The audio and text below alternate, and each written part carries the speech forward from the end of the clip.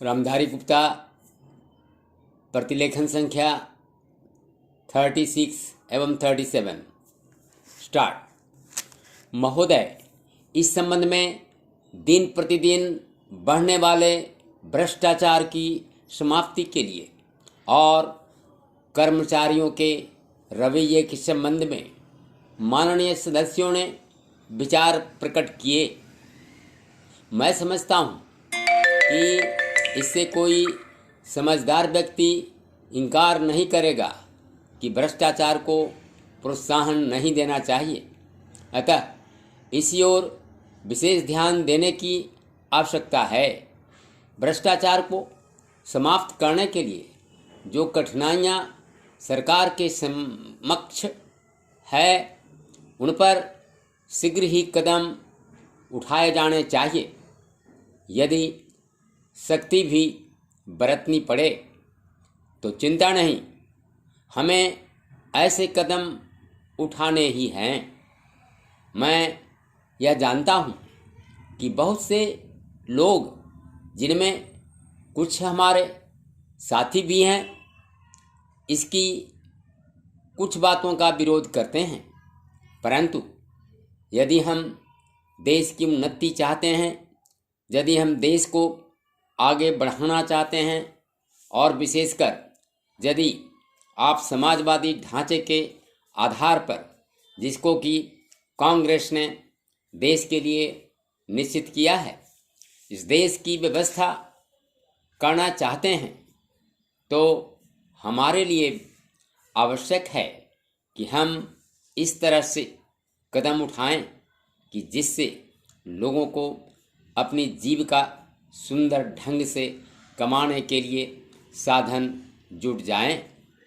वास्तव में यह सरकार, जिसने यह साहसपूर्ण कार्य किया है, इस कार्य के लिए सबसे अधिक बधाई की पात्र है। जो लोग यह आशा करते हैं कि हर एक काम उस ढंग से होना चाहिए जिसके लिए गांधी जी हमसे कहा करते थे, और जैसा कि अभी हमारे एक साथी कह रहे थे कि जिस तरह से सरकार ने इस संबंध में व्यवहार किया है, वह गांधी जी की नीति के अनुसार नहीं था। यही नहीं, उन्होंने तो एक तरह से कांग्रेस ने जो समाजवादी ढांचे पर समाज की व्यवस्था की नीति अपनाई है, उसका विरोध किया।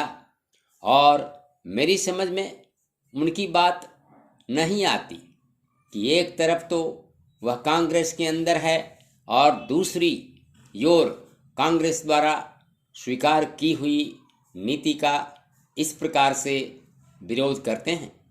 मैं समझता हूँ कि वह इस बात को भी जानते होंगे कि कांग्रेस द्वारा इस नीति को स्वीकार कराने वालों में अधिकतर वही लोग हैं जो गांधी जी के अनुयायी हैं और उनके सिद्धांतों में विश्वास रखते हैं। ऐसी स्थिति में उनकी वह बात समझ में नहीं आती कि आज सरकार प्रजातंत्र और गांधी जी के बताए हुए नियम के अनुसार आचरण क्यों नहीं कर रही है। यह बात बिल्कुल ठीक नहीं है। उपाध्यक्ष महोदय, बजट पर जो चर्चा चल रही है, उसमें भाग लेते हुए मैं भी अपने विचार सदन के सामने प्रस्तुत करना चाहता हूँ। इस पर विचार करते समय दो स्थितियों को हमें दृष्टि में रखना होगा। एक दृष्टि यह है कि किस स्थिति से हमारा देश गुजर रहा है, उसमें हमें क्या करना है, और दूसरी दृष्टि यह है कि भविष्य में देश को किस दिशा में ले जाना चाहते हैं। जब तक इन दोनों दृष्टिकोणों को सामने रखते हुए इस बजट को नहीं जांचेंगे तब तक हम यह निर्णय नहीं कर पाएंगे कि यह जो बजट हमारे सामने रखा गया है वह देश की दृष्टि से उचित बजट है या नहीं। जब मैं इस समय की स्थिति को देखता हूँ तो मेरे सामने देश की संकटकालीन स्थिति आ जाती है। किस तरह से चीन और पाकिस्तान की तरफ से हमको खतरा है, किस तरह से वे देश पर हमला करना चाहते हैं और किस तरह से हमारी आपसी एकता को मिटाकर हमको लड़ाकर देश में देशद्रोह फैलाना चाहते हैं। इसके साथ ही साथ जब मैं पिछले बजट को सामने रखता हूँ तो मुझे यह कहना पड़ता है कि आज का बजट चाहे जिस स्थिति में भी रखा गया हो बहुत सुंदर बजट है। एक ईमानदार कोशिश हमारे वित्त मंत्री महोदय ने इस बजट को तैयार करते समय की है, लेकिन एक राजनीतिज्ञ की दृष्टि से जब मैं देश के भविष्य की ओर देखता हूँ तो मुझे यह कहने में कोई संकोच नहीं होता है कि कोई विशेष समाधान इस बजट से नहीं निकलता। मैं जिस पार्टी से संबंध रखता हूँ उसका जो उद्देश्य है उसको सामने रखते हुए मैं यह कह सकता हूँ कि जो हमारे सामने आदर्श हैं वे सब आज ही पूरे नहीं हो सकते।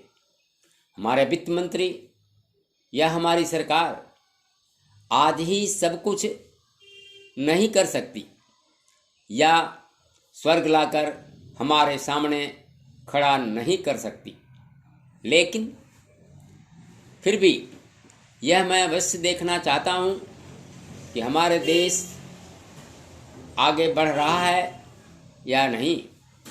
जिस दिशा में हम आगे नहीं बढ़ रहे हैं उसे देखकर मुझे निराशा अवश्य होती है।